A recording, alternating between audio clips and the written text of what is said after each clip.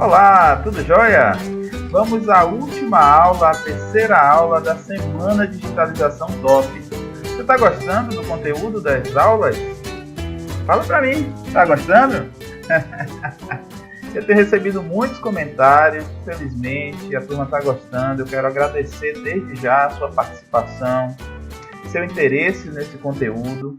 E vamos fazer uma terceira aula bem bacana quanto às outras. Espero que você goste. Eu estarei aqui em um chat, aqui nesses comentários abaixo, respondendo algumas perguntas durante essa terceira aula. Então, pode deixar a sua dúvida, deixar qualquer comentário que depois, pode não ser exatamente agora, talvez eu esteja online agora, talvez não, alguém da minha equipe, mas se não tiver, com certeza a gente vai responder qualquer dúvida que você tiver depois, tá certo? Então, vamos para o conteúdo da terceira aula. Hoje nós vamos falar das etapas do processo de digitalização e a primeira coisa que eu trago para vocês é essa chargezinha bem interessante, bem engraçada, que pergunta o seguinte: você tem certeza que sabe guardar os arquivos na nuvem? E aí o cidadãozinho ali jogando os arquivos de qualquer jeito, Bem interessante e é o que acaba acontecendo hoje em dia com muitas pessoas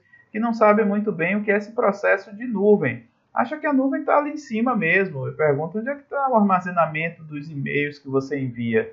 Onde é que está o armazenamento dessa nuvem que você manda? O Google Drive, o Dropbox, o OneDrive, enfim, tantos outros. Ah, tá na web. Sim, o que é web? Ah, é a internet. Sim, mas o que é a internet, Então, não sabem que existem a estrutura de data center, de servidores, onde estão esses data centers, Principalmente as instituições públicas e privadas que trabalham com documentação relevante. Onde é que está guardando essa documentação? Que nuvem é essa, Qual é a segurança que essa nuvem traz para essa documentação? Será que esse documento está no Brasil? Esse data center está no Brasil? Ou você está submetendo a sua documentação à legislação de outro país? Já pensou nisso? Então, cuidado com essa nuvem que está sendo aí tão informada, tão divulgada. Não é ruim, claro, você precisa de espaço físico, precisa dinamizar os processos, mas conheça a infraestrutura, quem está por trás, onde fica o data center, quais são as políticas para poder, de fato, definir a utilização também do armazenamento em nuvem. Bom, aqui tem alguns modelos de data center, a Amazon, por exemplo, essa estrutura bem bacana. Aqui nós temos também dos espaços que eles fizeram de acordo com nuvens mesmo, para dar essa dimensão de Cloud Access.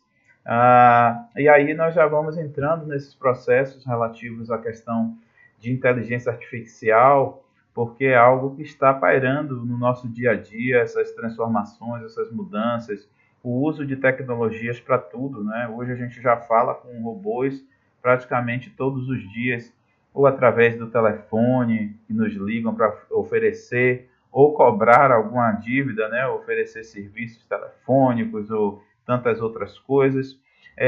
Falamos via chat com bancos também, achando às vezes que é com uma pessoa que estamos falando, mas estamos falando com um robô.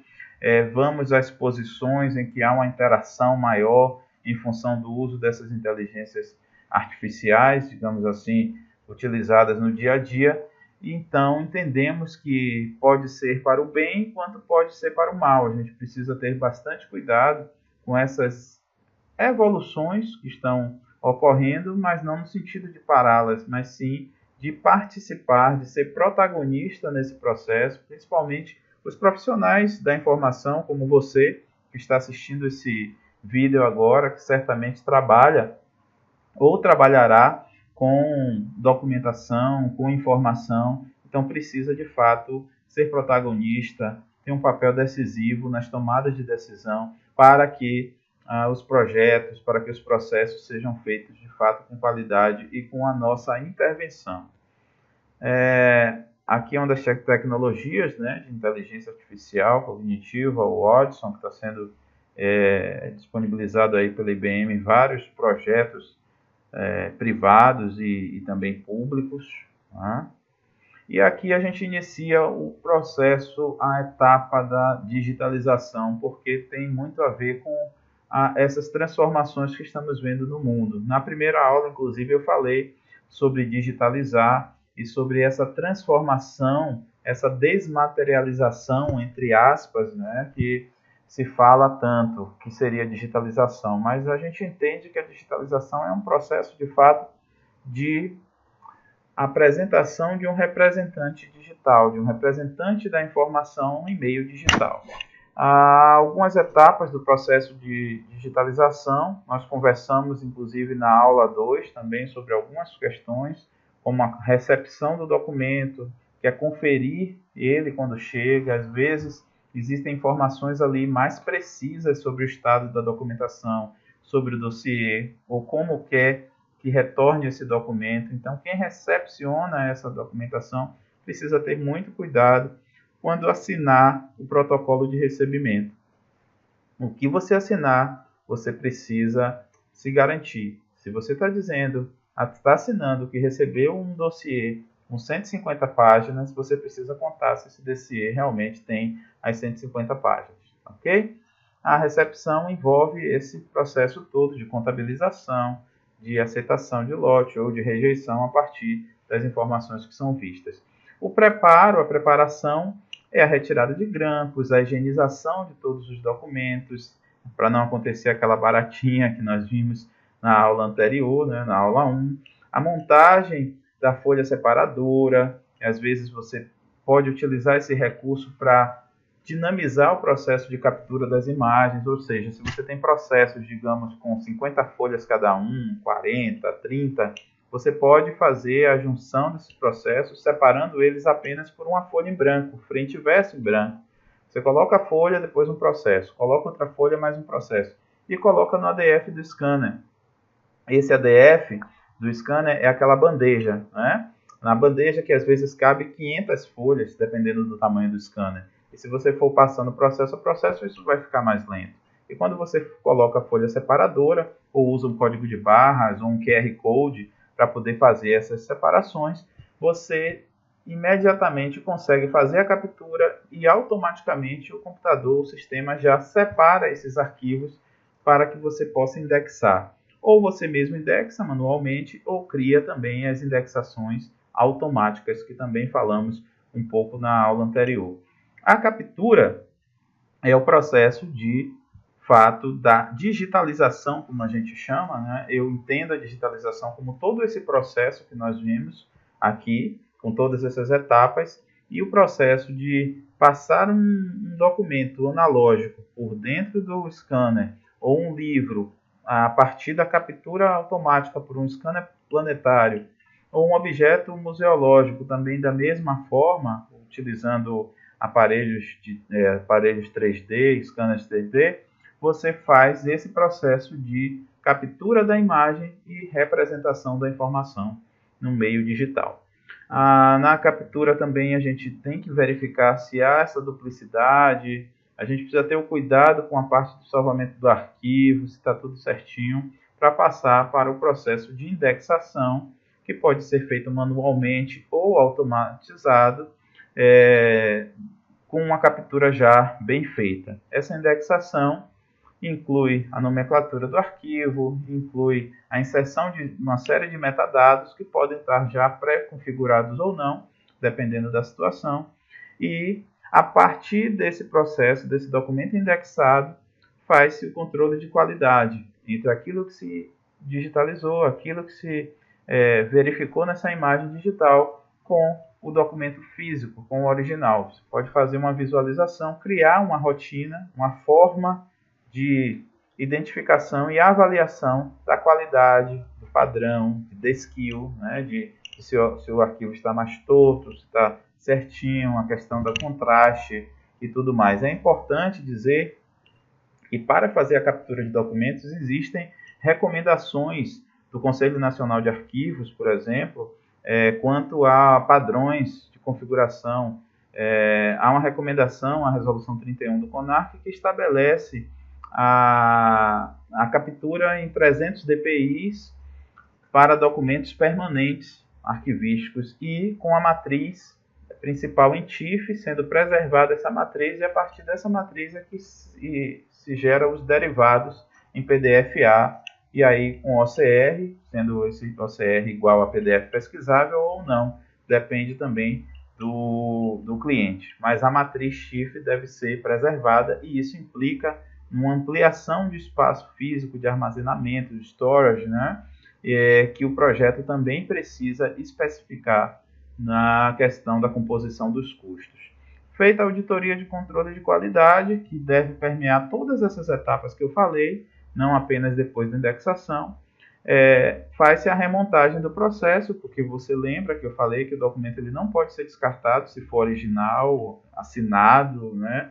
Um manuscrito, um documento histórico, um documento administrativo que está cumprindo a sua tramitação e está assinado, é original, não pode ser descartado, ele precisa ser mantido, então é remontado, definida a forma de remontar, ou se mantém com clipes, ou se coloca um grampo novamente, é preciso ter cuidado com isso, porque se o documento for muito antigo, ou se ele tiver um prazo de guarda muito grande, o grampo pode danificar esse documento, pode enferrujar, então recomenda-se o uso de envelopes, de trilhos plásticos, né, grampos plásticos, para não danificar o documento original.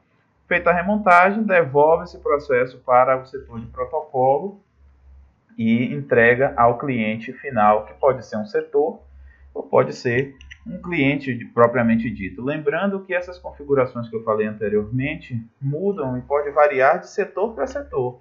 Se, por exemplo, você tem um birô de digitalização e recebe uma documentação do setor de recursos humanos, você pode fazer de uma forma, pode ser uma escala de cinza, com, sei lá, até 200 dpi, se a documentação tiver um prazo de guarda menor, se bem que recursos humanos é muito difícil, né? Ter um prazo de guarda menor, porque os prazos são muito mais extensos, muito mais longos, né? Tem prazo de guarda, tem documentação permanente, tem documentos com prazo de guarda de 97 anos, então o cuidado tem que ser grande. Mas você pode também receber uma documentação do setor de comunicação do órgão, com muitas fotografias. Então, como é que você vai tratar, configurar esse documento igual ao que fez no RH? Não.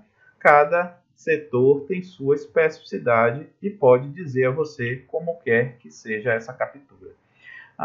Então é isso, né? Esse processo de digitalização. Aqui eu mostro rapidamente uma base de uma divisão de birô, onde aqui nós temos a entrada, aqui a gente recepciona, confere esse documento. É interessante que tem estantes aqui para receber essa documentação, receber esses livros, né, que vão ser digitalizados. Aí se prepara, que é dar o tratamento, a higienização, dar o processo todo de preparação, de separação, né? Se você tem uma peça museológica, também da mesma forma, você tem que limpar, deixar ela certinha, para depois fazer a captura do documento, depois a auditoria do processo, que é o controle de qualidade, né? A remontagem, e a indexação fica aqui meio fora, porque ela, como eu falei, pode ser também automatizada, né? Então não depende especificamente também da tramitação física do documento. Ele pode ser feito já direto numa estrutura montada para isso. Nós temos aqui também um modelo do Roadmap, que é um modelo extraído da AIM, onde nós temos aqui também representado de uma forma bem interessante, né? Porque aqui é uma rodovia de fato, a captura, o input e o output, né? Quer dizer, a entrada por captura, e aqui nós vemos documentos analógicos, né? Off document, e aqui nós temos essa entrada perpassando por tecnologias de OCR, de CR, né? Formulários, enfim, e a classificação a partir da categorização, das indexações, né? Aí nós chegamos num ambiente de gestão colaborativa, onde nós temos fluxos de trabalho, Business Process Management, né? E nós temos aqui guarda, local de guarda, onde você tem filmes, suportes, né? Informacionais, e nós temos a preservação, ambiente de preservação, os archives aqui, uma representação desse modelo de arquivos, e aí depois nós temos as entregas, delivery, que A entrega pode ser por uma série de processos, de formulários, né? Você parte por uma publicação, definição de layouts, e aí são os formatos, XML, por exemplo, é um deles, e aqui nós vamos ter a saída por intranet, extranet, e-mail e por aí vai. Então é um processo que, se você tiver interesse em conhecer mais, acesse o site da AIN, também tem muito conteúdo lá, muito bacana, vale a pena participar, inclusive, das semanas da informação, né, Information Show, ocorre pelo menos uma vez no ano, assim como também os eventos de arquivologia, Congresso Nacional de Arquivologia e tantos encontros que às vezes têm conteúdos específicos para a área de digitalização. Geralmente tem.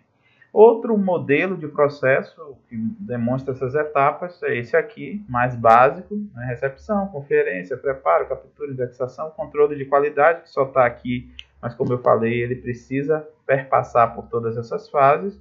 A remontagem, a guarda digital, que é o armazenamento em nuvem, né, como chama, ou armazenamento num servidor interno, pensando também em política de segurança da informação, em como fazer o backup, espelhamento, como guardar isso, discutindo questões também como repositório digital confiável, RDC-ARC, para a área de arquivologia, né?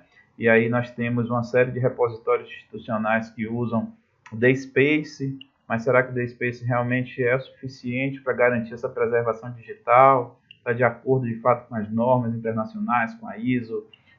Enfim, tem uma série de discussões sobre isso, principalmente do ponto de vista dos arquivos nato-digitais, né, por conta da necessidade dessa segurança e por ser o documento original. E os digitalizados também perpassam por essas questões, porque são documentos que precisam serem pelo menos autenticados, né? Pode ser, não ser documentos com autenticidade, mas eles são documentos autenticados, ou seja, eles representam aquele documento original.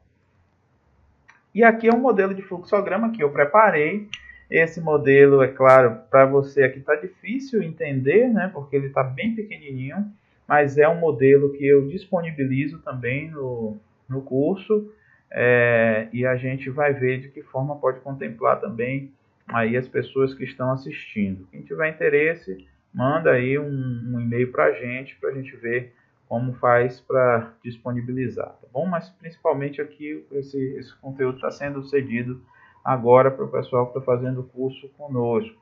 Aqui nós temos as entradas, né?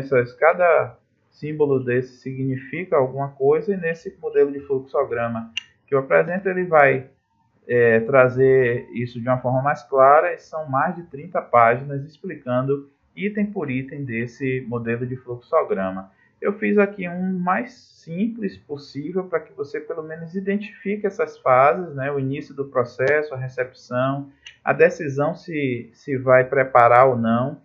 Por que ele pode não preparar? Porque esse documento pode estar molhado demais, rasgado demais, e aí não é preparo, seria uma restauração, como eu falei dos livros na aula 1. Não é? Tem coisas que não dá para preparar, então você devolve.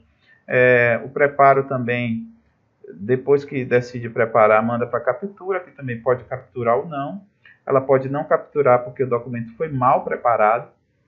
Então, se você tem muitos grampos, muitos clipes, e você sabe que se um grampo desse passa por um scanner, por dentro do scanner ele arranha a lente, sabia disso? E quando arranha a lente, o custo é altíssimo, porque você, além do custo de parar o equipamento e a produção toda, há um custo realmente do material que é caro, só vende em determinadas regiões do país, ou até fora mesmo do país.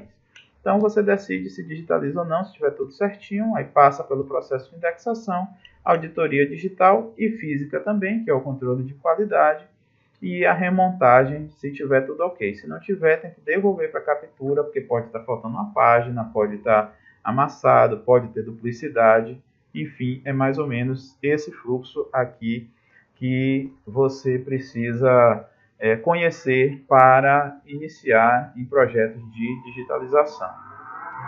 Nós temos algumas dicas de produtividade para você agora. Essas dicas aqui estão relacionadas à questão da estrutura adequado, a primeira dica que eu dou é que nós tenhamos um ambiente bem preparado. Nem sempre vai ser assim, né? É muito difícil que a gente tenha um projeto com essa estrutura, com esse tipo de material, cadeira, tudo arrumadinho desse jeito, arquivo deslizante. Esse é o sonho. A realidade é completamente diferente em algumas instituições e empresas. Mas o que eu falo de estrutura adequada é você ter um ambiente minimamente preparado para poder fazer esse processo de digitalização. E aí perpassa também por questões ergonômicas, você tem uma cadeira legal para o seu funcionário, para você sentar, porque esse tipo de trabalho é repetitivo, é cansativo, tirar grampo, trabalhar com digitalização é uma rotina de fato cansativa e que precisa ter esses cuidados com a saúde do trabalhador. Além disso, a questão mesmo da organização para não perder nenhum tipo de documento. Às vezes você pode carimbar ou não, né? Um documento, por exemplo, digitalizado, você carimba. Beber uma aguinha aqui. Mas nem sempre você pode digitalizar esse documento e carimbar. Então pode se atrapalhar. Já digitalizei, meu Deus, me confundi. Então eu tenho um ambiente estruturado, dividido, né? Com todas as informações, espelhos, identificando onde está cada coisa. Aqui nós temos a dica 2, que é relativa aos equipamentos, que precisam também ser adequados. A escolha de um equipamento errado pode atrapalhar muito o projeto, muito. Então tenha cuidado com isso e busque equipamentos, de acordo com a produtividade. Então esses são scanners de tração, esses são scanners de mesa, então é muito utilizado para livros aqui, livros não obra rara, né? Livros num estado melhor de conservação, porque não danifica a lombada. Na verdade, ele danifica a lombada se forem livros mais antigos. Aqui é muito usado para revistas, jornais, que são mais finos. Aqui também é um scanner, mas aqui não é um scanner profissional, ele é portátil, onde, por exemplo, advogados utilizam muito, né, nos tribunais para poder fazer a captura dos processos. Nós temos aqui os scanners em formato planetário, muito utilizados aqui sim para obras raras. Participei de um projeto que tinha uns 4 scanners desses, mais ou menos, Copybook, na verdade, e o Zoyot, que são scanners muito fortes, muito resistentes e com custo também muito alto. Pra você ter noção, um scanner desse está em torno de 100 a 200 mil dólares. Esse scanner é um scanner de porte menor, que é um SV600 da Fujitsu. Ele digitaliza livros abertos e passa-se aqui uma luz nesse livro e ele consegue no software reduzir essas ondulações. Então fica bem perfeitinho, contanto que você coloque os dedos pressionando esse livro e depois tem uma ferramenta chamada tira-dedos. É um software do próprio SV600 que você vai selecionar essa área de seu dedo e dar um comando, e aí não aparece isso na imagem. Então é bem interessante. Eu mostro esse funcionamento desse scanner num dos meus treinamentos também. Aqui são equipamentos também potentes, servidores bem estruturados, computador também que tenha uma capacidade de memória RAM boa, porque processamento, se você não tiver uma memória RAM legal, você vai se prejudicar. O processamento da imagem vai demorar mais, então é recomendável aí no mínimo 8 GB, que você tenha um computador aí, um Core i5, i7, com uma capacidade boa também de armazenamento para não ter problemas em seus projetos. E aqui é um scanner de grande formato para plantas arquitetônicas, também muito utilizado pela indústria da engenharia. Tenho feito projetos assim com esse scanner, utilizando outras técnicas, porque às vezes a planta é uma planta que precisa ter mais cuidados, né, com ela, então você tem que utilizar um material, um acetato para proteger essa planta. Enfim, é bem interessante esse tipo de trabalho que está ampliando aí, tem muitas oportunidades nessa área. A dica 3 é que você tenha um bom supervisor no projeto. Veja que na aula 2, na verdade, na planilha de preço tinha um supervisor e eu tinha definido um salário ali de uns 3 mil, mas se for um gerente de projetos, o salário é muito maior do que isso. O gerente de projeto hoje está em torno de 6, a R$ 8.000, dependendo da região, né? Até mais do que isso. E é um profissional importante, desde que esse gerente ele tenha de fato conhecimento do processo de digitalização ou que você tenha alguém na equipe com esse embasamento. Então esse supervisor ele precisa saber ouvir, saber falar com as pessoas, ter o respeito e ser respeitado pela equipe, né? Ser uma pessoa segura, ser uma pessoa com espírito de liderança de fato e que tenha confiança da equipe dos superiores, porque ele está meio ali em cima do muro, na verdade, o supervisor, porque a equipe espera muito dele, tem ele como referência para umas solicitações e tudo mais, e os superiores dele também esperam muito dele no sentido de manter a ordem e garantir a produtividade. A dica 4 está relacionada à questão da equipe, precisa estar bem preparada, bem harmoniosa para conseguir os resultados que se deseja, que se almeja no projeto. Essa equipe bem preparada, é claro que tem que estar capacitada, tem que buscar essa potencialização das habilidades das pessoas, né? A gratificação é algo importante, porque estimula. Se você tem uma meta no projeto e essa equipe está ultrapassando essa meta, você precisa ser gratificado por isso. Você, como supervisor, precisa buscar uma gratificação para a sua equipe, a sua empresa precisa ver de que forma consegue valorizar, reconhecer essa busca de melhoria e de produtividade que está almejando. E buscar alternar as rotinas. Isso é importante porque também dá oportunidade às pessoas mudarem de função e também possibilita que quando um falte, você não fique na mão sem um profissional que não conheça aquela informação. É claro que essas mudanças, essas alternações de rotina precisam ser controladas para que não caia a produtividade, né? E a dica 5 tem a ver com as etapas, com o processo de medição e controle das etapas. Todas as etapas no projeto podem ser medidas, podem ser controladas e devem ser.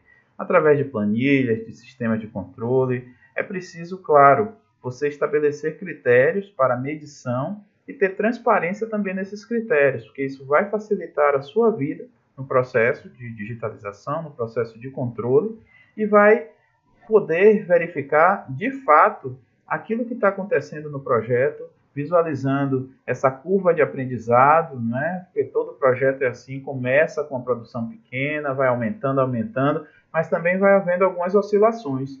Essas oscilações elas precisam ser controladas a partir dessas medições. Usar também essas medições como melhorias do projeto e não como um critério de punir as pessoas. Lembra que nós falamos sobre esse quesito, isso foi lá na aula de planejamento, falando sobre especificamente sobre a divisão do trabalho e sobre aproveitar as habilidades das pessoas. Então, quando você aproveita, você consegue reduzir esses problemas. E, por exemplo, numa medição, se você verifica que um funcionário ou você está digitalizando bem menos do que o outro, se um está fazendo 5.000 e você está fazendo 3.000, é porque há algum problema ali, talvez relacionado a uma informaçãozinha só. Um tem e o outro não tem. Então aí está uma questão da supervisão, verificar antes de pensar em punir, antes de pensar em mudar e se aborrecer por isso. Gratificação de produção nós já falamos aqui na dica 4, né, sobre a equipe, mas volta a fortalecer porque aqui está no sentido da questão das medidas para melhorar e ter controle. A ginástica laboral, para melhorar o desempenho da equipe, isso é fundamental. Se você puder implementar isso ou participar de um processo desse, com certeza a sua produção vai melhorar bastante. Você conseguir aí um profissional de educação física que vá 1 a 2 vezes na semana, aí depende, a frequência depende do profissional e da sua equipe, da sua capacidade financeira também.